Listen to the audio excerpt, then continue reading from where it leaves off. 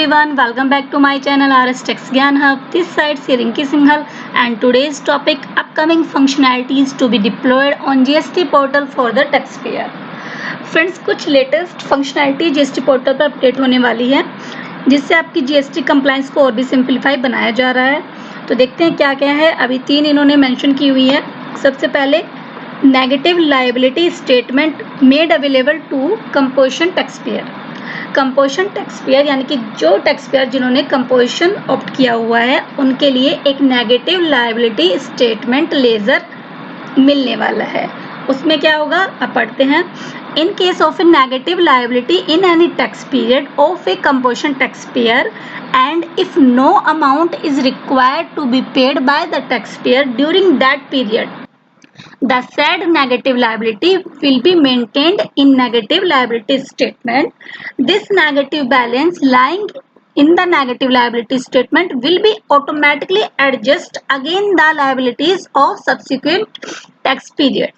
आपको मिलेगा कहाँ पे लेजर? जैसे कि आप पोर्टल पे लॉगिन करेंगे, सर्विसेज में जाएंगे, देन लेजर में आपको उसके बाद मिलेगा नेगेटिव लायबिलिटी स्टेटमेंट। तो कह रहे ऐसे टैक्स पीरियड में जहां आपका कोई टैक्स नहीं है इसमें नेगेटिव बैलेंस आपका शो करेगा और फर्दर आगे नेक्स्ट पीरियड में जो उसका सब्सिक्वेंट टैक्स पीरियड होगा उसमें यदि आपका कोई टैक्स होगा तो उससे वो एडजस्ट कर लिया जाएगा।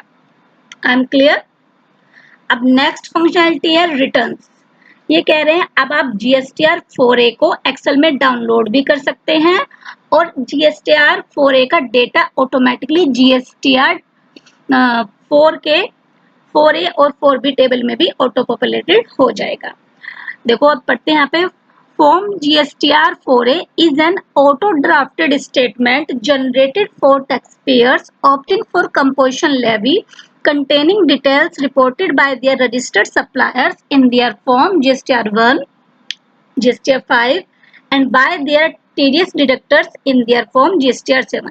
यानी कि GSTR 1, 5 and 7 के जो भी अपनी रिटर्न फाइल की होगी जिन सप्लायर्स में उनका जो डेटा GSTR 4A में ऑटो ड्राफ्टेड हो जाएगा, उसको आप क्या कर सकते हैं डाउनलोड कर सकते हैं एक्सेल में। GSTR 4 में सारा डेटा कहाँ से होगा आपका ऑटो पॉपुलेटेड R1 से, 5 से और 7 से। यानी कि जो भी आपका जैसे आपका किसी ने TDS काटा होगा तो वो अपनी रिटर्न भरेगा GSTR 7 की।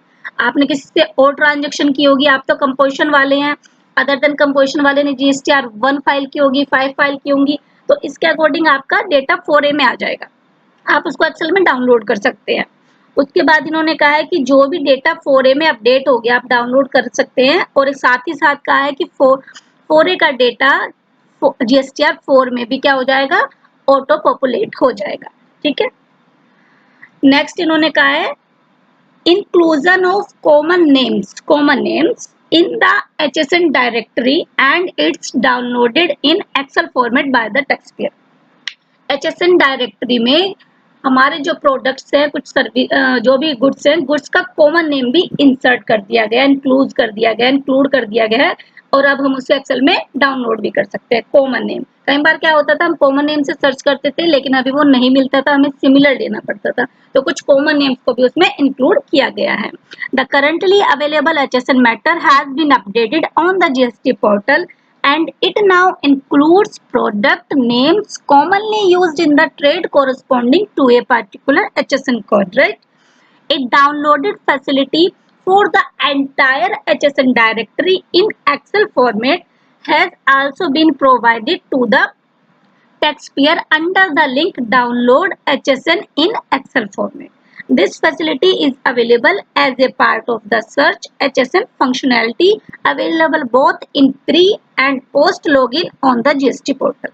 तो इन्होंने यहाँ पे कहा है जैसे ही आप सर्च करोगे ना सर्च HSN फंक्शनैलिटी, वहां पर आपको मिल जाएगा download HSN in excel. Excel में क्या होगा अब आपका बहुत सारा टाइम बच जाएगा, आप किसी भी गुड्स को कंट्रोल F करके आप सर्च कर सकते हैं कॉमन नेम के साथ में। तो thank you so much friends. अब ये 3 ही नई फंक्शनैलिटी आई हैं जो मैंने आपको बता दी हैं।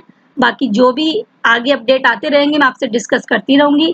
Thank you so much friends. Take care. Bye bye.